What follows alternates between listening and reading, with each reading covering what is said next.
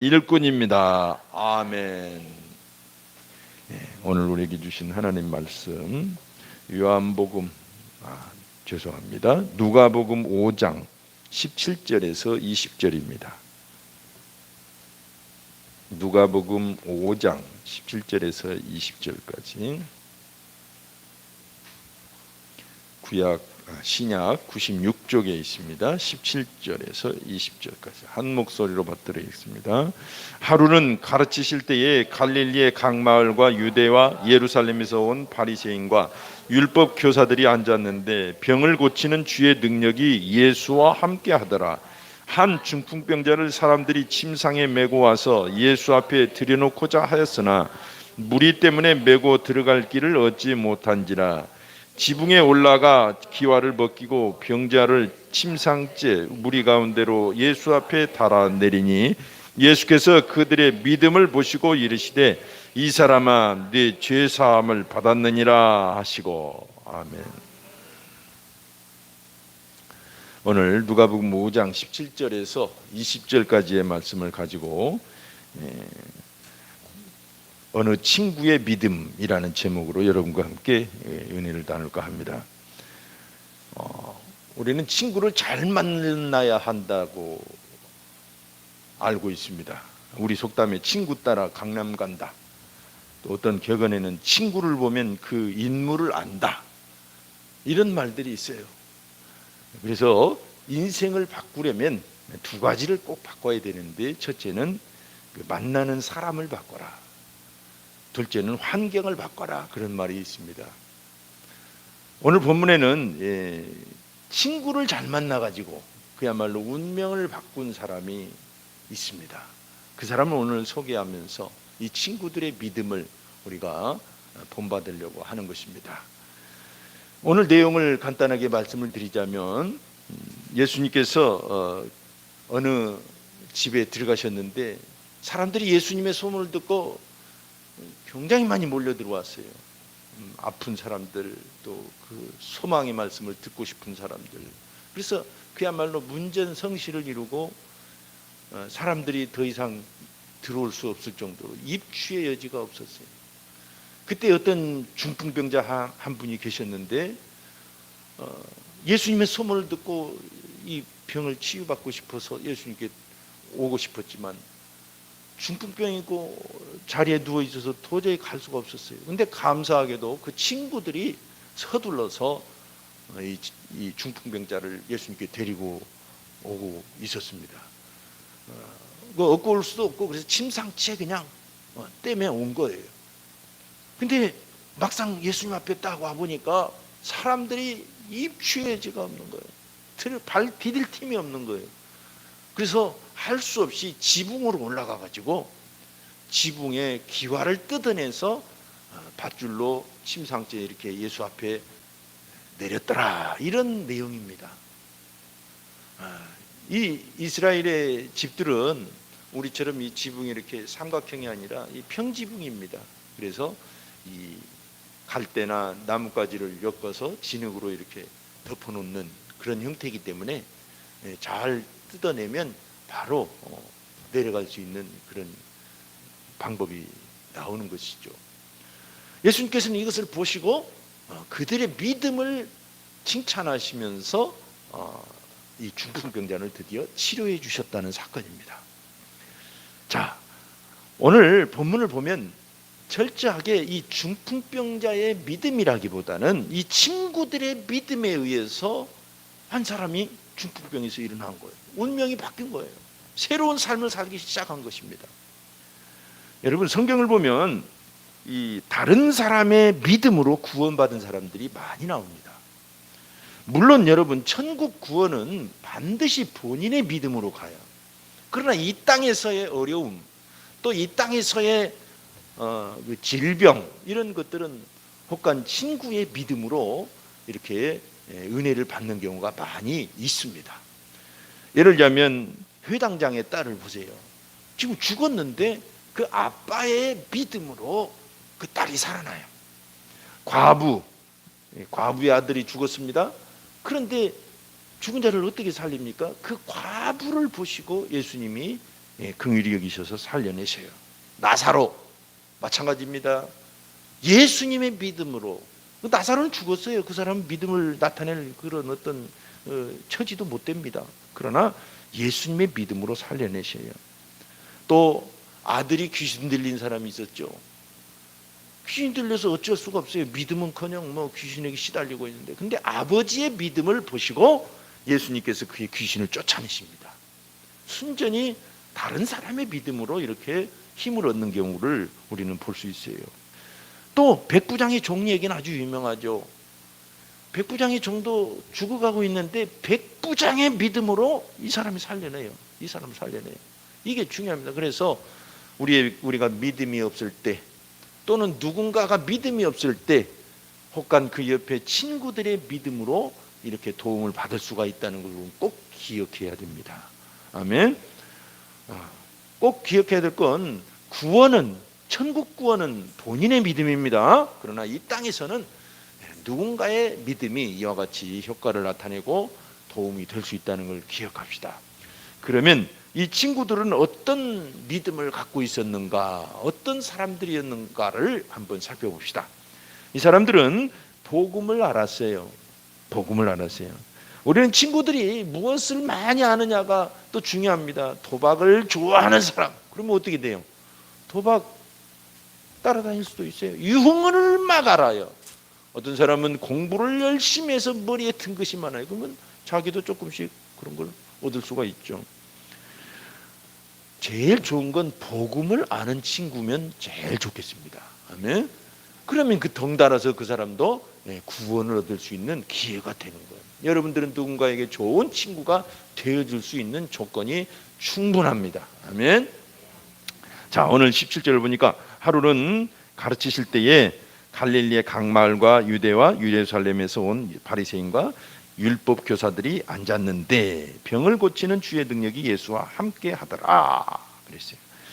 여러분, 각 마을에는, 이스라엘에는 유대인들, 각 마을에는 바리새인들, 그리고 또 율법 교사들, 제사장들이 이렇게 섞여 살았어요. 그래서 그들을 신앙으로 돕는 거예요. 근데 예수님이 나타나셔서 천국 복음을 전하시니까 이 사람들이 동네에서 여기저기 유대에서 예루살렘에서까지 쫓아와서, 그러니까 쉽게 말해서 그 동네의 대표자들이에요. 다 유지들이에요. 쫓아와서 예수님이 뭘 하시나 감시하고 있었던 거예요. 대부분이 율법교사와 바리새인들은 감시자, 반대자들이었어요. 나머지 사람들은 예수님께 도움을 받고 병을 치료받고 은혜를 받기 위해서 왔지만, 이런 사람들이 이렇게 또 집안에 딱 예수님 옆에 진을 치고 있었던 것입니다. 어쨌든 이들에게서 사람들은 그래도 가장 지금까지는 이 바리새인과 율법교사들이 동네의 유지고 이 사람들이 선생이고 스승이었습니다. 그런데 이들에게는 능력이 나타나지 않았다는 거예요. 예수님은 오늘 주의 능력이 예수와 함께 하더라. 하나님의 능력이 이 예수님에게 능력이 함께 하고 계셨다는 것을 강조하고 있어요. 여러분, 중요합니다. 이 나사렛 목수 출신인 예수님에게 주의 능력이 함께하고 있었다고 강조하고 있다는 것은 이제는 예수님의 시대가 시작되었다는 뜻입니다. 예수님으로 인해서 지금 시대가 바뀌고 있다는 거예요. 그 쟁쟁한 율법학사와 또 바리새인들은 아무런 능력을 나타내지 못하고 희망도 없고, 그들이 늘 하는 말은 그저 그렇고 그런 말들인데, 이 예수님에게 능력이 나타나고 희망의 말씀이 쏟아지더라는 것입니다. 여러분, 지금을 4차 산업혁명 시대라고 하죠. 지금 시대가 완전히 바뀌고 있어요. 이 준비하는 사람들이 미래를 살아갈 것입니다. 그런 것처럼 예수님을 전후로 해서 시대가 완전히 바뀌어요. 역사도 그러잖아요. 예수님 전을 주전, BC, Before Christ. 예수님 후를 AD, Anno Domini. 이것은 라틴어입니다. Before Christ는 영어지만 어쨌든 역사를 예수님으로 인해서 2011년이네, 2021년이네 이렇게 말하는 거예요. 예수님이 역사의 분기점이 되신 것입니다. 그런 것처럼 구약의 시대는, 이때는 그림자 시대였고 예수님은 실물의 시대였고, 또 구약은 이론의 시대였다면 예수님은 실제의 시대를 가지고 오신 분이고, 구약은 이상적인 것을 가르쳐주는 시대였다면 그것을 예수님은 현실로 가지고 오신 분입니다. 그리고 아무리 쟁쟁한 바리새인과 율법 교사들이 버티고 앉아 있어도 예수님은 그 율법 시대를 지나서 율법을 성취하는 시대로 가지고 왔다는 것입니다. 이게 대단히 중요해요. 예수님은 율법을 폐하러 오신 분이 아닙니다. 마태복음 5장 17절에 내가 율법이나 선지자를 폐하러 온 줄로 생각하지 말라. 폐하러 온 것이 아니요 완전하게 하려 함이라. 아멘. 예수님은 구약시대에는 율법시대였어요. 그야말로 율법을 지키면서 거기에 테두리에서 벗어나지 않도록 그나마 선민으로 그렇게 살아가도록 그렇게 해놓은 거예요. 율법 다 지키지도 못하지만. 하지만 예수님은 오셔서 율법이 요구하는 그 요구들을 다 이루시고 십자가에 죽으신 것입니다. 그러니까 십자가는 율법을 성취한 클라이맥스예요. 가장 중요한 순간입니다. 그러니까 아마 예수님께서 율법에 매달리셔서 십자가에 매달리셔서 이렇게 외치셨을 것 같아요. 성경에는 없지만 율법아, 죄 때문에 내가 십자가에서 죽는다. 이제 다 됐지. 이렇게 외치셨을지도 몰라요. 왜냐하면 율법은 죄의 싹은 사망이고 누구든지 죄를 지면 죽게 된다는 게 율법이거든요. 그런데 그 모든 것을 짊어지고 예수님께서 십자가에서 죽으신 것입니다. 그래서 골로새 2장 14절에 보면 우리를 거스리고 불리하게 하는 법조문으로서는 증서를 지우시고 제하여 버리사. 이게 증서가 뭐예요? 법조문이면 율법입니다. 율법을 십자가에 못 박으시고, 아멘. 율법을 폐한 게 아니라 십자가에서 완성시키셨다는 뜻입니다. 그래서 예수님으로 기준으로 해서 시대가 바뀐 것입니다. 그러나 조심할 게 있습니다.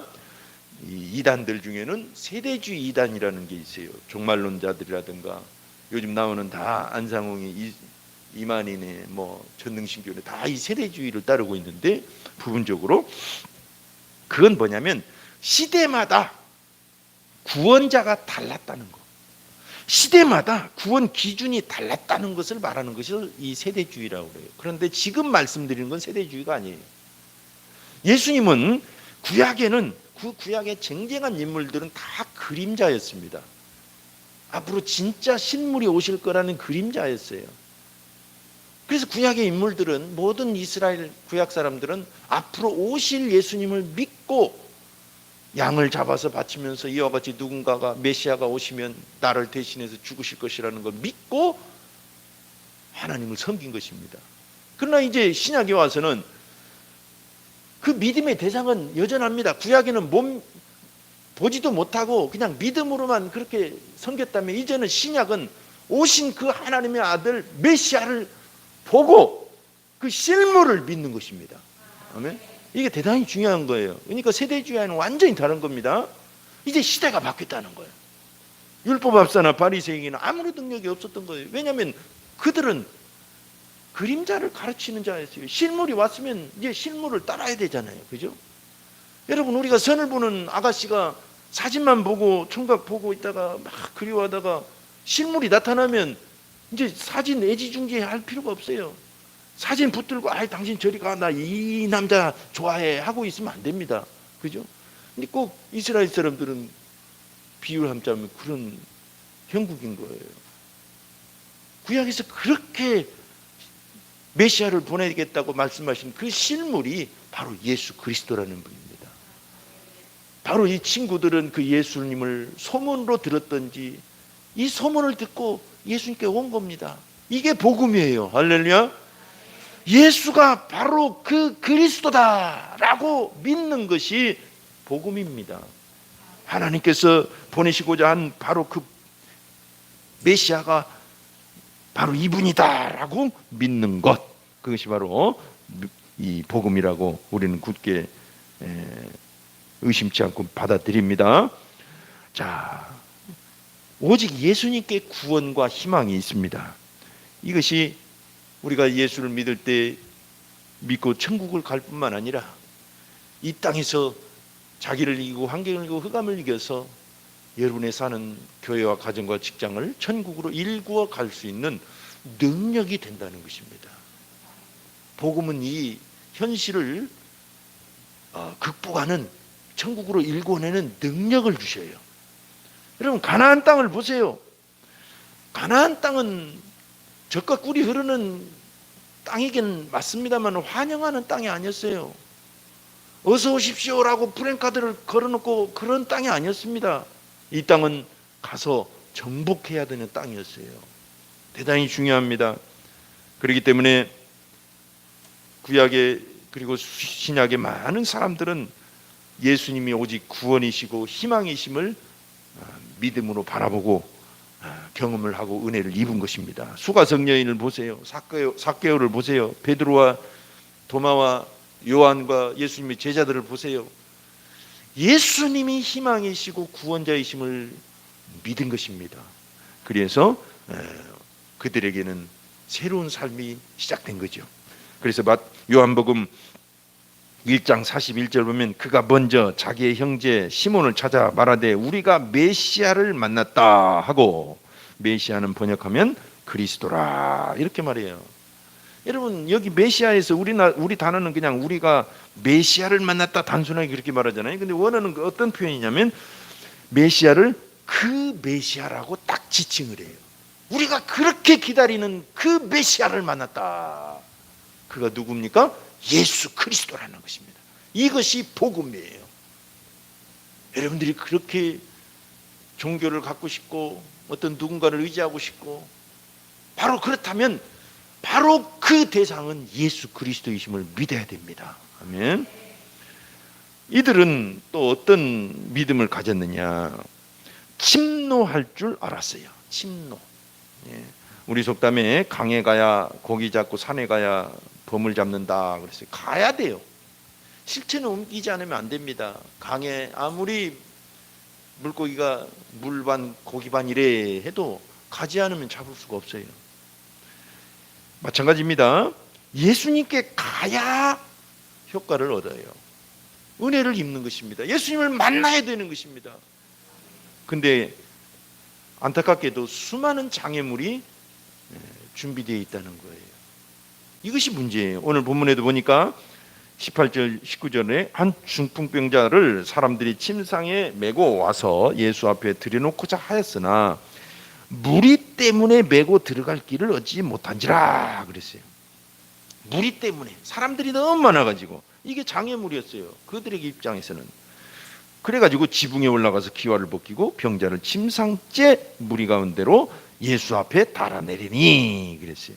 여러분, 중풍병자 가족 중에 또는 주변에 그런 분 계시면 참 안타깝죠. 다른 어떤 질병보다 이 뇌졸중, 중풍병이 사람에게 충격을 많이 준대요. 본인에게. 왜냐하면 그렇게 썽썽하던 분이 하루아침에 힘을 잃거든요. 그러니까 충격을 받고 이렇게 절망하시게 됩니다. 제가 대전에 살 때 어느 날 운전하고 하는데 앞에서 이렇게 한쪽이 마비되신 분이 걸어오셨어요. 근데 신기하게도 또 맞은편에서 이렇게 한 분이 산책하러 걸어가시는데 그분도 중풍병자였어요. 어떻게 하시나 이렇게 잠 안 됐다 하고 궁금해서 이렇게 보니까 두 분이 서로 얼굴을 이렇게 외면하고 지나가시더라고요. 그래서 마음이 굉장히 아팠어요. 왜냐하면 그런 중풍병자를 서로 볼 때 자기의 모습을 볼 거 아니에요. 자기의 정말 안타까운 모습을 봐서 그렇지 않나라는 생각이 들더라고요. 그러니까 여기에 나타난 이 중풍병자에게는 이 병 자체가 최고의 절망이었을 것입니다. 마찬가지입니다. 꼭 중풍병뿐만 아니라 우리는 인생을 살다 보면 최고의 절망의 순간을 경험할 수 있어요. 그런데 또한 예수님께서는 그 절망을 극복하게 하는 희망이요 능력이심을 또 우리가 들을 수도 있습니다. 이것이 복음이잖아요. 그래서 예수님께 가고자 하는 거예요. 야, 예수 믿으면은 구원받는다더라. 예수 믿으면은 이 문제를 어려운 문제를 이긴다더라. 병도 고친다더라. 맞습니다. 그런데 막상 예수를 믿으면 여러분 다 그렇게 하루아침에 되던가요? 장밋빛 대로처럼 쫙 열려가지고 그렇게 잔디밭처럼 이렇게 길이 열리던가요? 아니에요. 오늘 이 사람들처럼 수많은 장애물이 있는 것입니다. 이걸 우린 기억해야 돼요. 우리가 야곱을 잘 압니다. 야곱은 꿈꾸는 사람이었어요. 하나님의 나라에 대해서, 그 장자권에 대해서 욕심이 있었습니다. 이거 참 좋은 거라는 걸 알았어요. 근데 그 꿈을 가진 순간부터 그에게는 고난이 찾아오기 시작했어요.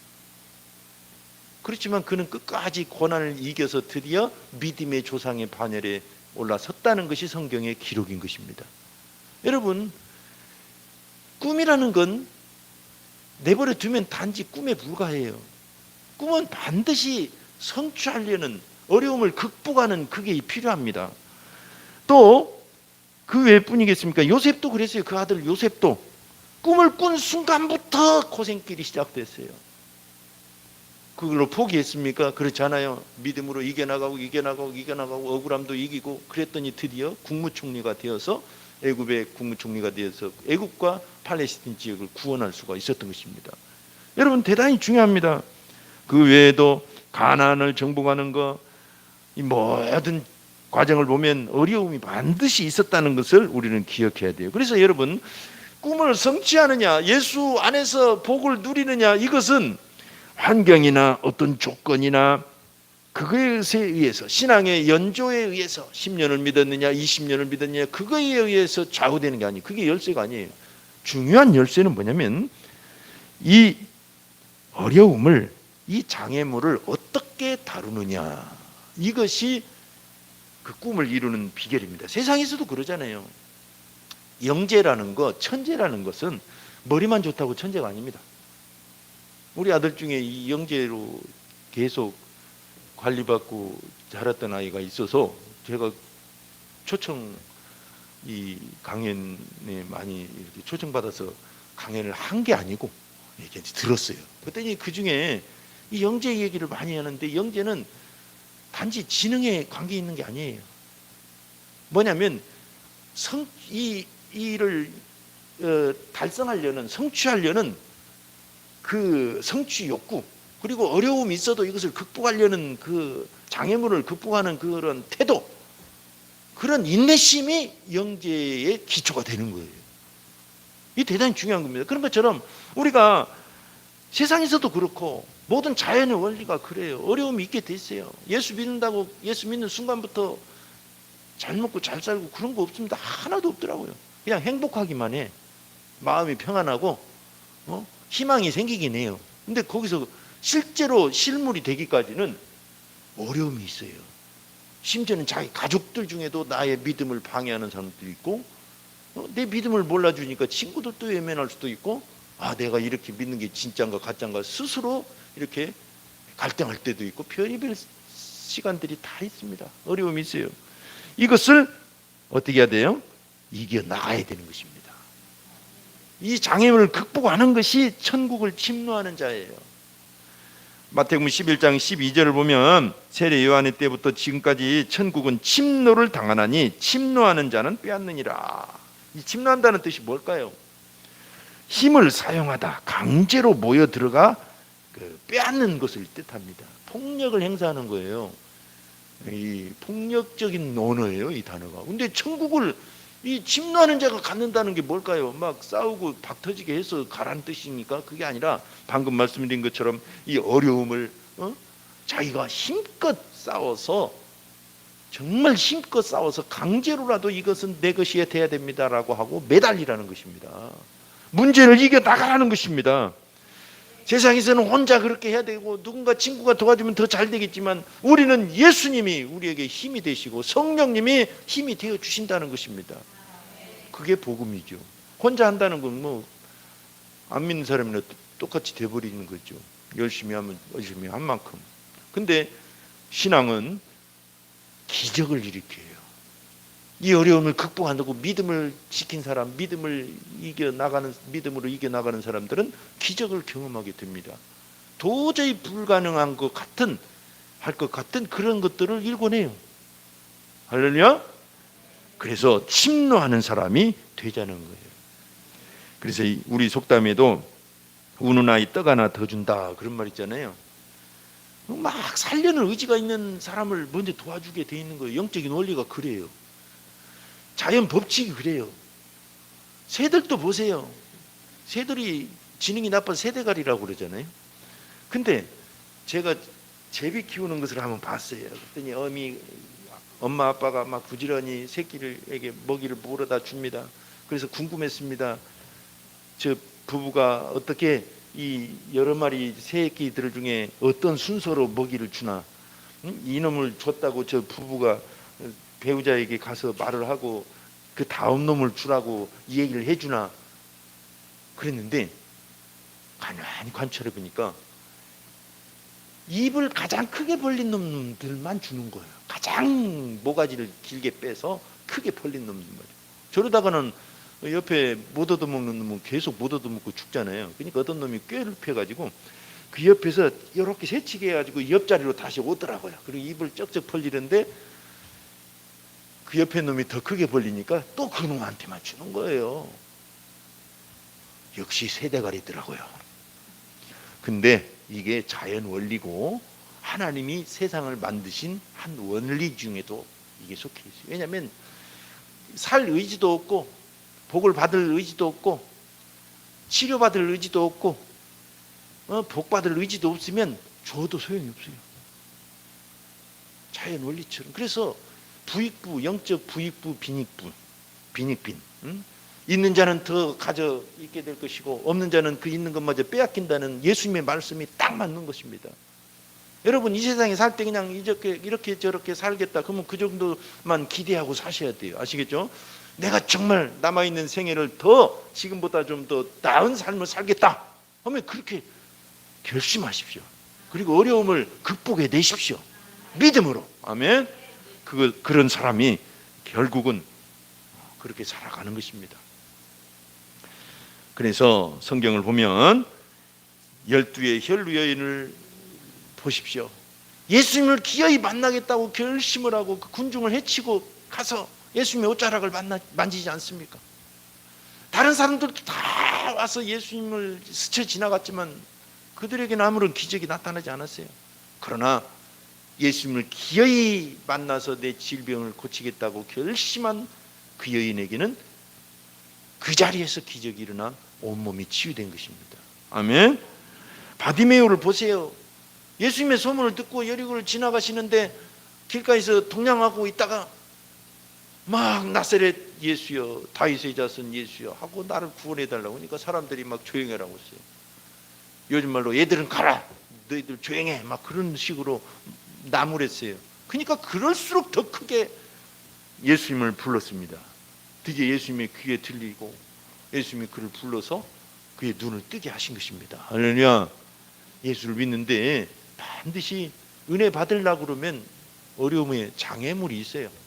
우리는 믿음으로 이걸 돌파해 내야 될 줄로 믿습니다.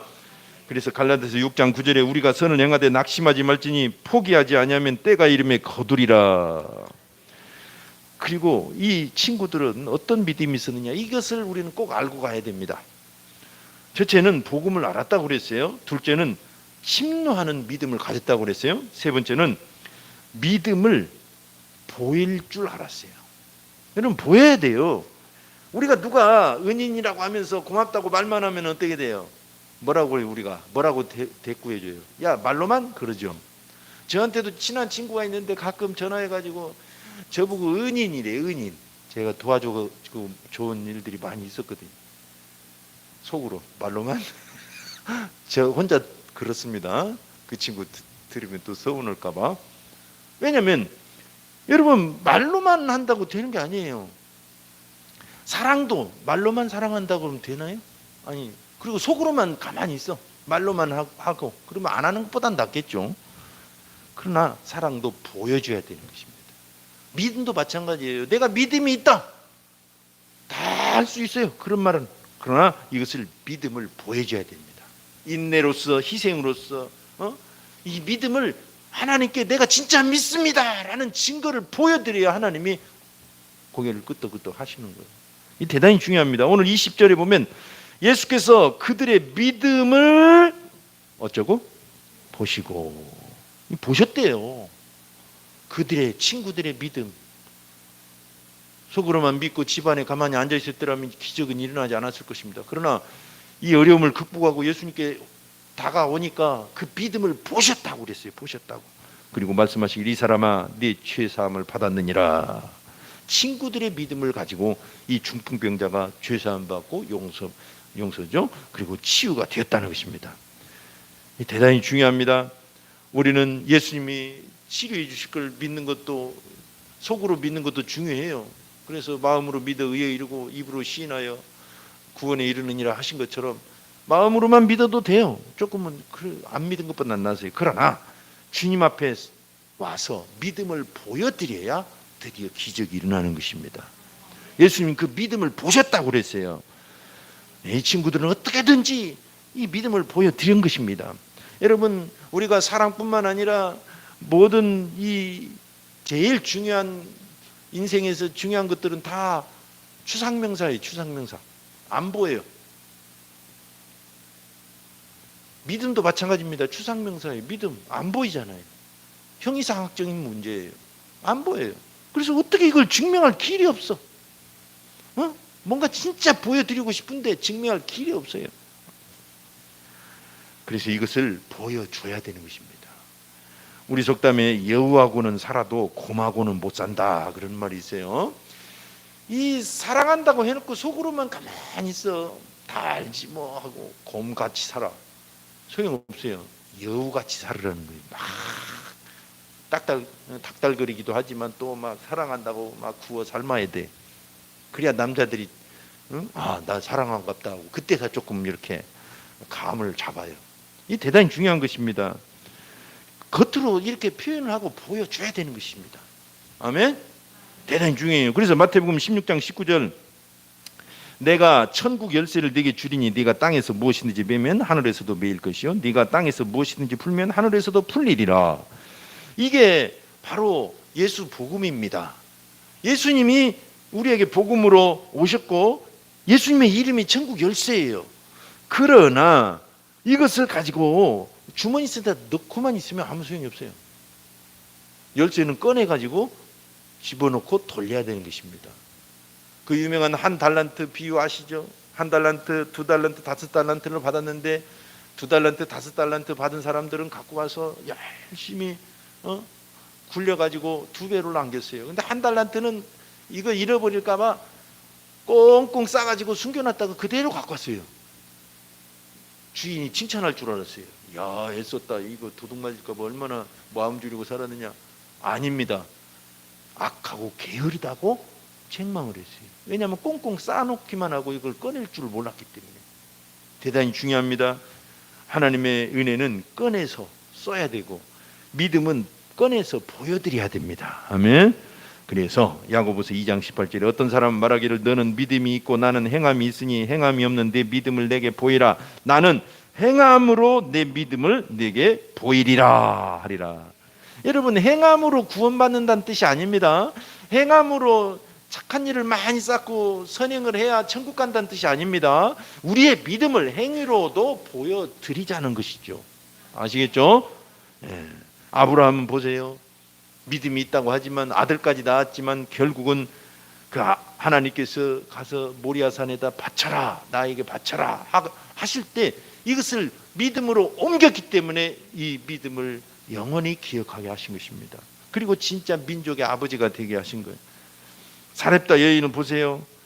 이 사람은 떡 두어 개 만들어서 아들이랑 먹고 죽으려고 그랬어요. 이제 먹을 것이 그것밖에 없기 때문에. 근데 하나님의 사람이 와가지고 그거 나부터 줘라. 쉽게 말해서 네 믿음부터 보여줘라. 네가 정말 하나님을 의지한가 한번 보고 싶다. 그러니까 과감하게 이걸 먼저 그 종에게, 정말 아까웠겠죠. 이거 먹고 죽으려고 하는데 그냥 벼룩에 간을 내 먹지. 근데 이 믿음을 보여주니까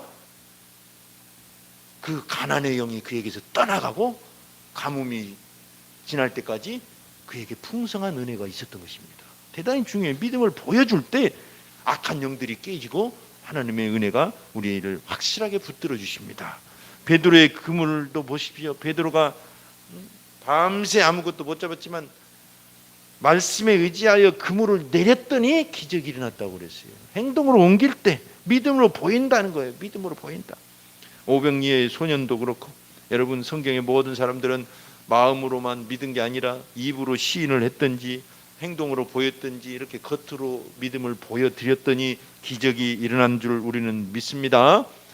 우리 성도들도 이것을 체질화해야 돼요. 우리가 남에게 예수 믿는다고 하면서 왜 저렇게 별 볼 일 없냐라는 소리 안 들으려면 정말 예수를 믿고 믿음을 행동을 자꾸 이 믿음을 행동으로 보여주는 그런 체질로 바꿔나가면 되는 것입니다. 아멘. 하나님께도 그렇고 사람 앞에서도 그렇고. 자, 오늘은 친구들의 믿음으로 구원받은 한 사나이에 대해서 얘기를 나눴습니다. 결국 그 친구들의 믿음이 중요했어요. 우리도 주변에 우리의 믿음을 필요로 하는 사람들이 있을지 모릅니다. 아멘. 왜냐하면 우리도 우리 친구 대신 예수님의 믿음으로 구원을 받았기 때문에. 예수님께서는 우리를 친구라고 말씀하셨어요. 히브리서 12장 2절 믿음의 주여 또 온전케 하신 이인 예수를 바라보자. 믿음의 주인이신 그 예수께서 요한복음 15장 15절에 이제부터는 너희를 종이라 하지 아니하거니 종은 주인이 하는 것을 알지 못함이라 너희를 친구라 하였노니 내가 내 아버지께 들은 것을 다 너희에게 알게 하였습니다. 아멘. 저 여러분은 예수님의 친구입니다. 이 시간 합심해서 한번 기도하겠습니다. 예수님의 믿음으로 우리가 구원을 얻은 것처럼 우리도 우리의 믿음이 누군가를 살릴 수 있고 또 이 믿음은 바로 이와 같은 것들임을 오늘 챙겨봤습니다. 여러분들의 삶 속에 큰 은혜와 승리가 있기를 축원하고 기대합니다.